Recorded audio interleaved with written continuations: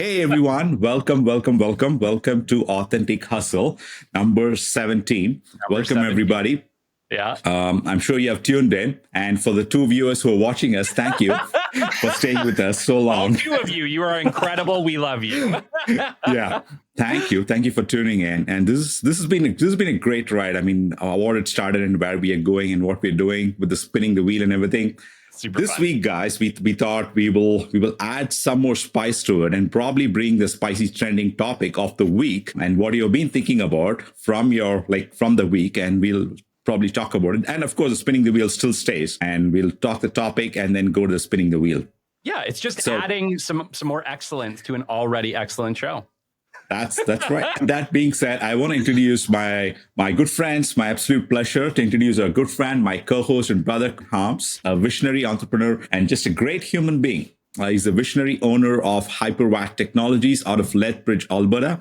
If you haven't seen his recent post on how Hypervac happened, his entire story from 8 years ago and how it all happened, you must check it out. It's Colin Harms. Go check it out. Do fantastic work. And he's always positive and a blue sky thinker. And I'm sure Blue Sky podcast is right around the corner, Colin. So, Yes, and by the way, if you haven't seen Colin's conversation on the Western Synergy podcast, just came out recently, go check it out as well. Yeah. I must hear it. And also meet my very good co-host. Pleasure to meet Kelly Kennedy. Please meet a very lovely and good friend, Kelly. Such an inspiring business development entrepreneur and authority in business development. His most famous show, the Business Development Podcast, has crossed over 240 episodes. Featured as a finalist and most likely to be the winner, I'm sure. We didn't make it this year, but hey, next year. Yeah, you got it. You're already a winner, man. It's just cherry on the top. So the Business Development Podcast, one of the best business development podcasts, and he's also a business development coach and a fantastic human being. Kelly has also started a new a community program called the Catalyst Club. Go check it out. Go check out Kelly Kennedy. Amazing to be co-hosting the show with you all. I'm VJ. Hey, everyone. Amazing. Well, hey, I can't let you have that because at the end of the day, you are exceptional on your own. You are the CEO and founder of Zadwell, creating software that changes the world. You do a lot too, man. You're too kind, but we're fortunate to be here with you as well. Incredible individual, probably one of the nicest people I've had the pleasure of knowing. I'm blessed to be in this show with both of you. You are both incredible, and I appreciate and love you all. Love you all. So how are we getting started this show? I mean, should we go check out the trending topic? I haven't prepared anything at all. Let's go check it out and pick the trending topic that we want to pick for the day. Maybe go from there. You're able to see my screen? Mm-hmm. Okay. So when I go to the trending section of X, this brings all these different trending topics Fowler, Hyman, Jeff Skinner, Rossi. This is all trending in Canada. And the Golden Dome, I don't know if you heard about the Golden Dome. Yeah. Hey, we could be the 51st state and not pay $68 billion. We just have to agree. Yeah. Is that the topic for the day? I mean, I don't know. It seems to be catching a lot of eyeballs in terms of There it is. I told Canada, which very much wants to be part of our fabulous Golden Dome. That's a tough topic. Oh my goodness. And he closed it with "they're considering the offer." I mean, that's I think that's his call to action. He actually thinks that works.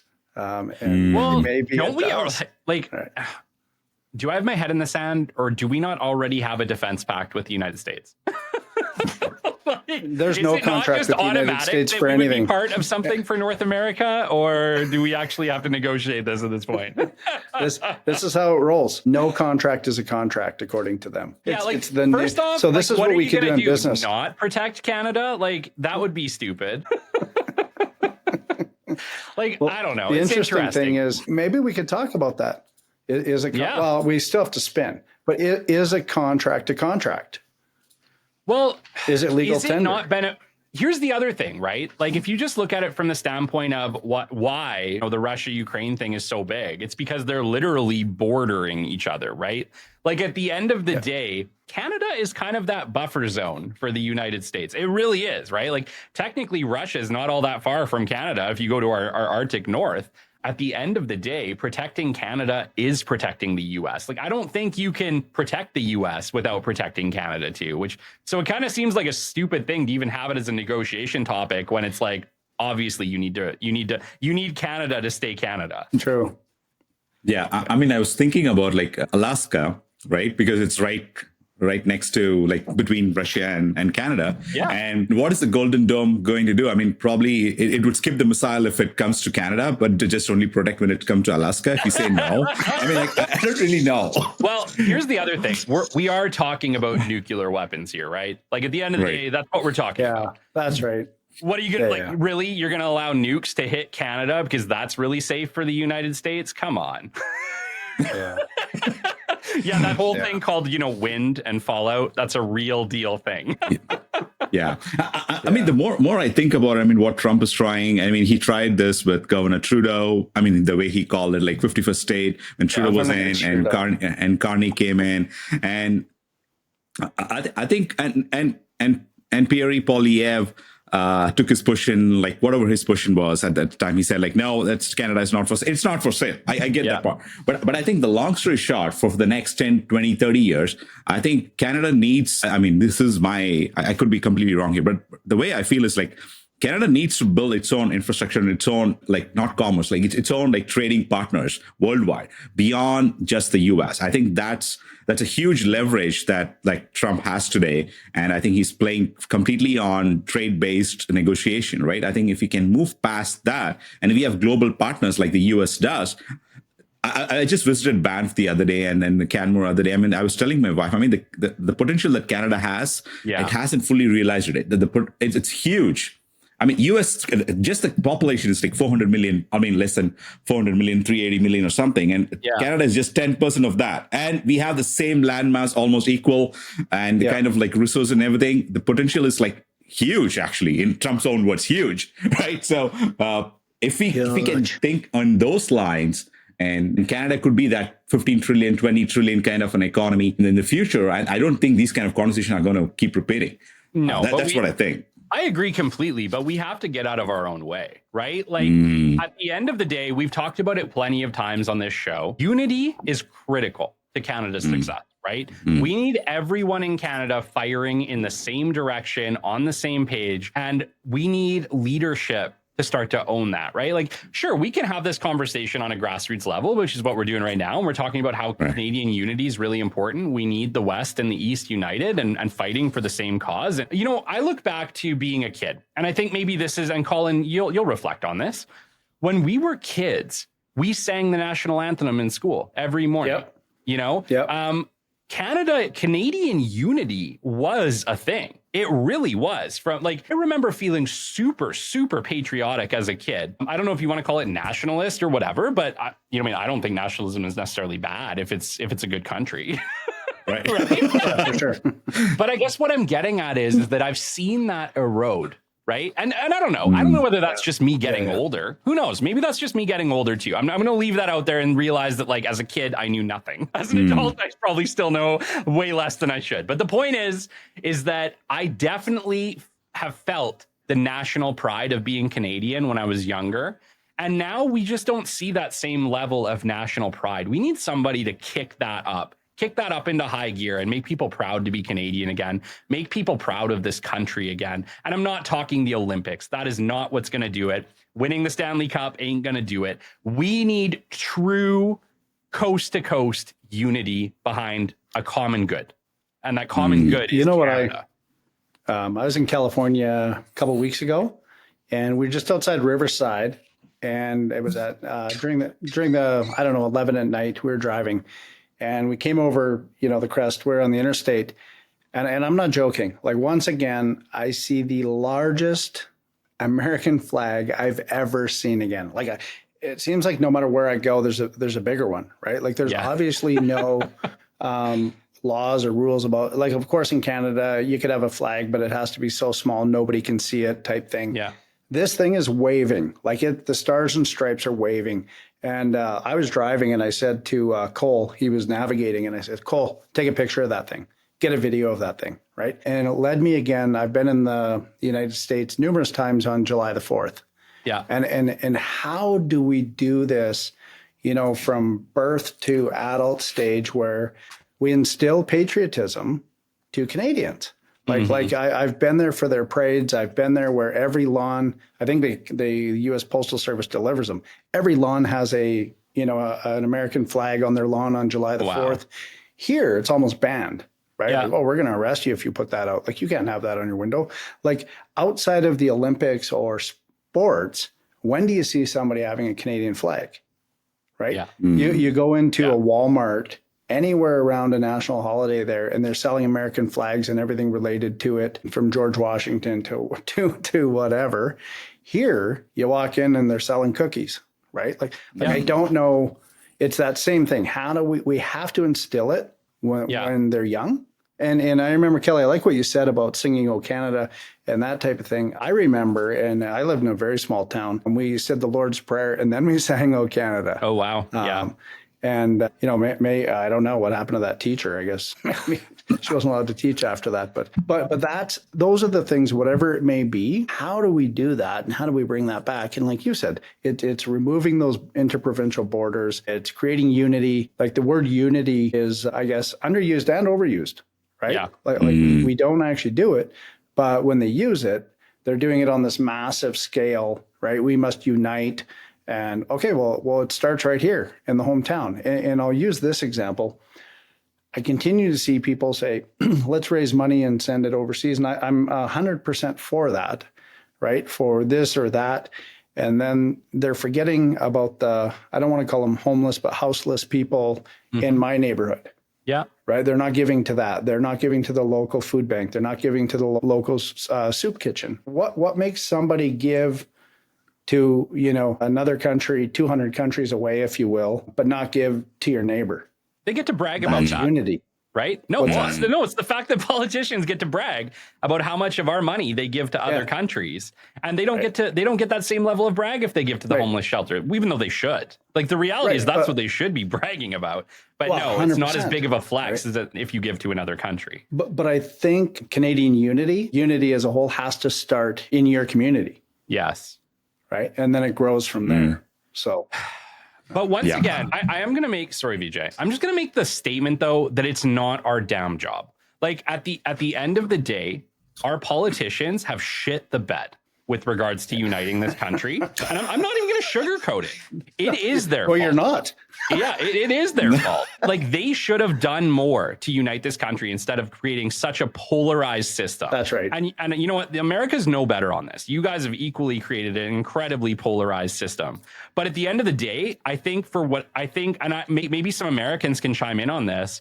Even though you have a polarized system, your national unity, like your belief in the country, seems to be very solid. Whereas in Canada, we seem to have lost that piece of it, where it's like you can vote for whoever you want, but you can still love your country. I think for whatever reason, Canada has really struggled with that piece of it. And I don't know if it's because, we're so multicultural, or because of immigration, or because we've just stopped caring or stopped making it a priority. But we have something missing here. I have a few thoughts in terms of Canada. I mean, when I first landed in the US, it was JFK, and I saw a huge US flag. And as soon as you enter the JFK, the airport, like, it's a huge US flag.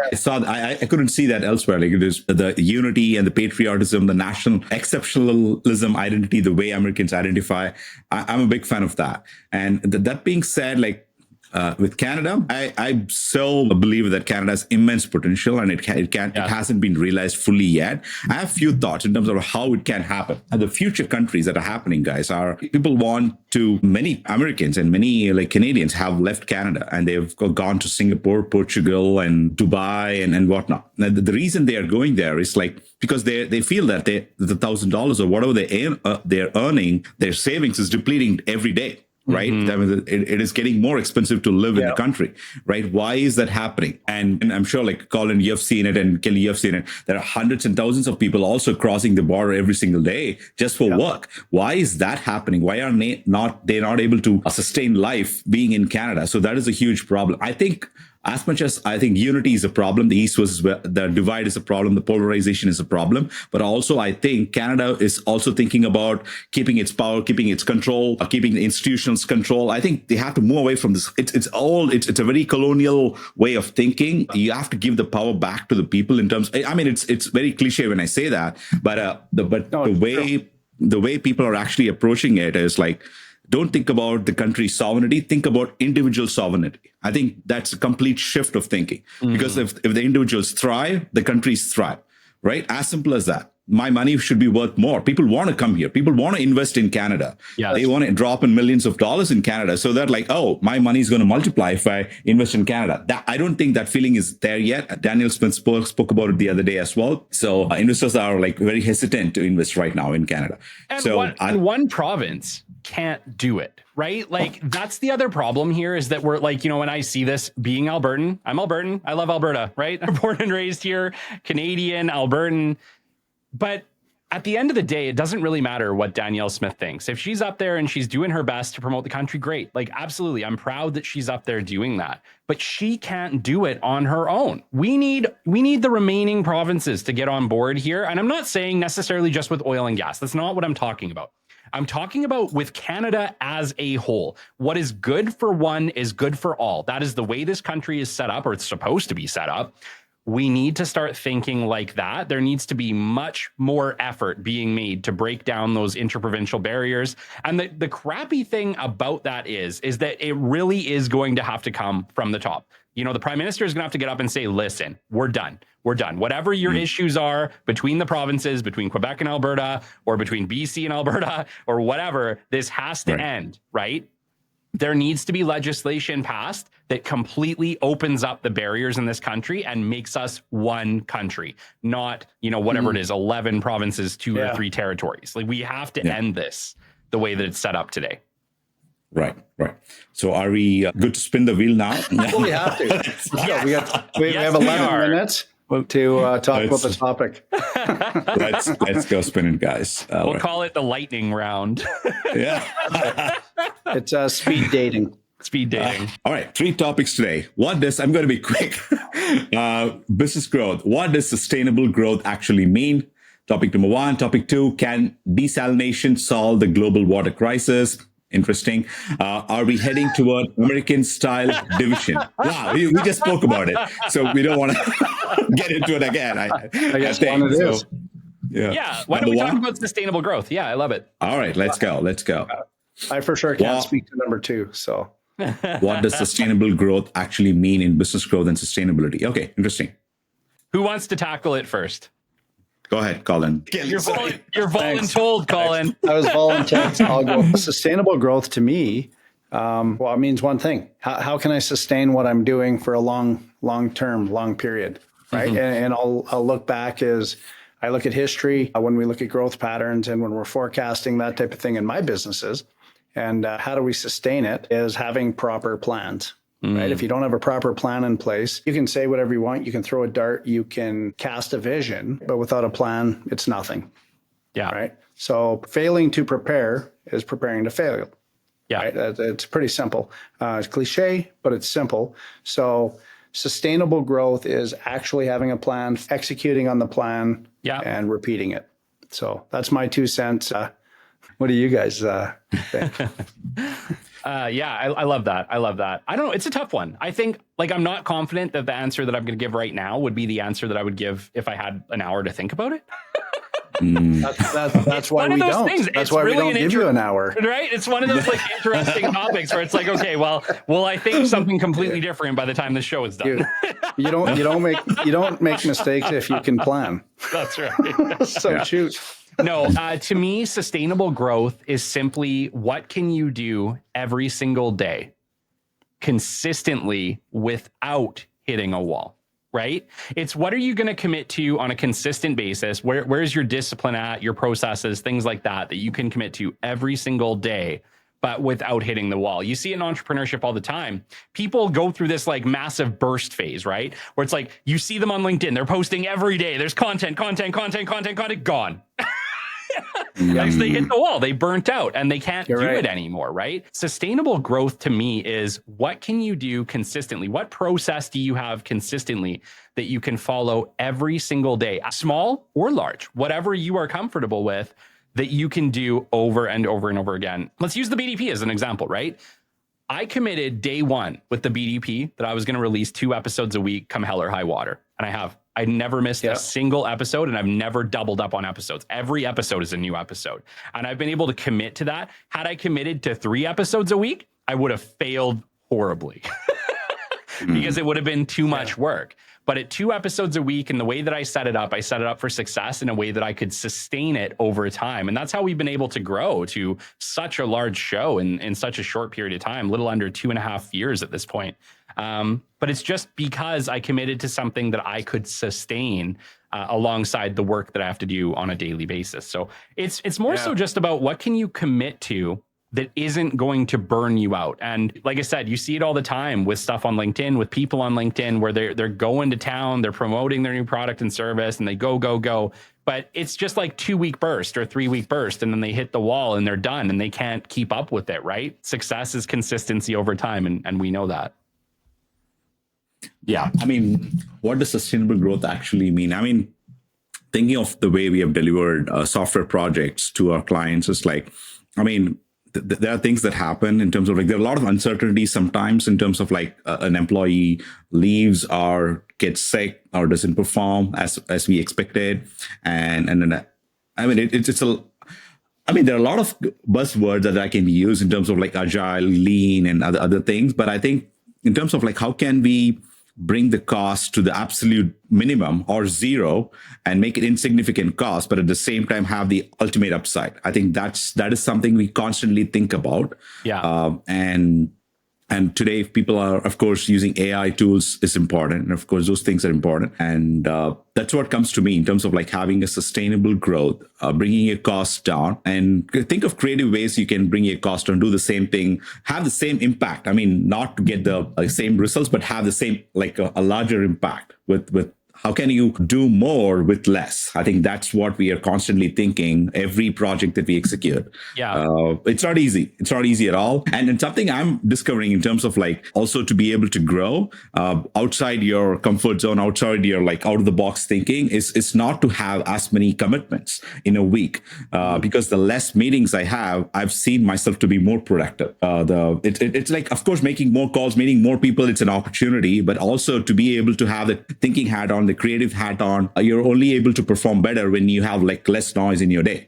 So I'm trying to remove more appointments and probably have more time for me to be able to produce more, because there's only 24 hours a day. All of us have only 24 hours a day. That's right. And how can you make the most out of your day? That's what I'm constantly thinking, to be sustainable one day at a time. So that's where I'm coming.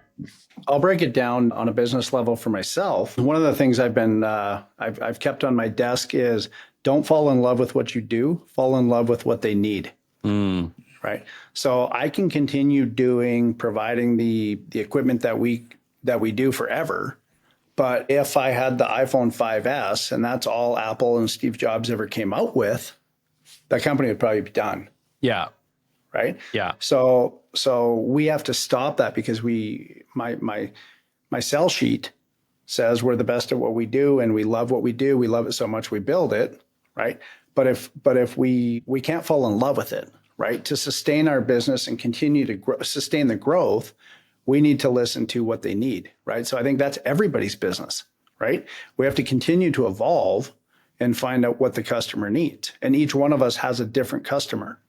Right. And we're reaching out to a different platform or from a platform to another platform completely. So I actually put that on my desk because I read it every morning until I find a better quote. But it's true, right? That's kind of how I think it just looked at it on my desk again. And I'm like, that actually falls right into sustainable growth. Yeah. Right? Like it's, you have to continue to innovate. You can't get stale. Yeah. Yeah. Right. And that's kind of like the Catalyst Club, right? Kelly, it's kind of funny because you said you committed to 2 shows a week and that's all you could do. And it's a lot. I think it's propelled you to do even more. So you're like, oh, geez, I have more days left in the week now. I've got really good at this.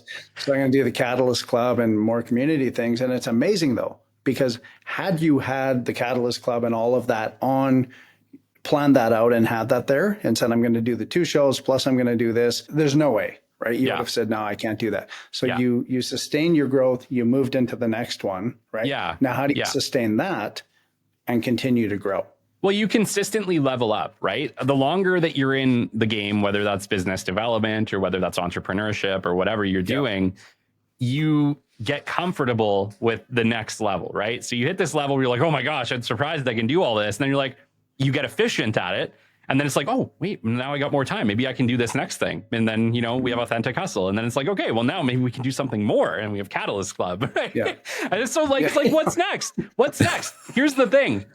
There will always be the next step if you're willing to take it. It's actually super fitting because my show today on the BDP was talking about that next step. Just take action. Because what I've found is that every single time I've taken action on something, even if I don't know how to do it, like the Catalyst Club is a great example. I had no idea how to do that, but I took one step towards it. And the next thing was like, oh, now you need to do this. Now you need to do this. And then in no time flat, that mountain of work or that thing that looks unachievable, you take little bites at it and eventually you're standing at the top. But you just have to take action, and every action reveals the next one required.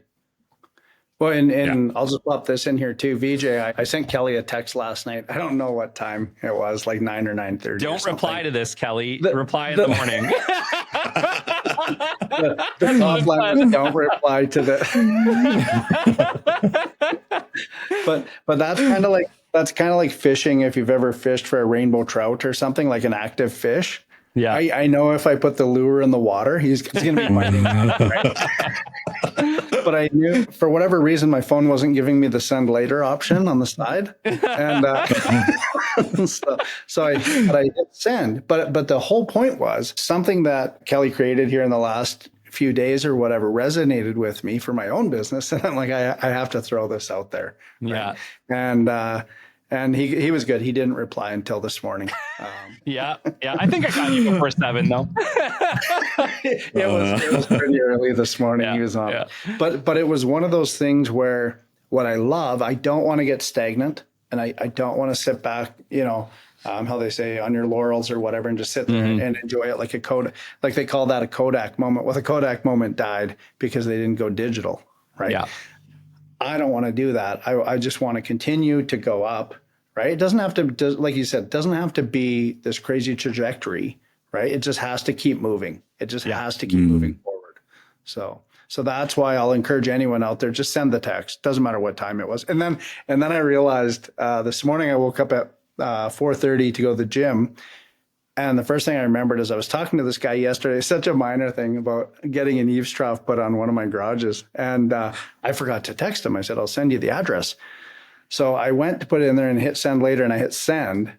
And so hopefully this guy doesn't sleep with his phone by his head, because he's going to wake up at 4:30 and go, holy frick, who's this guy? he's looking for a quote at 4:30 in the morning.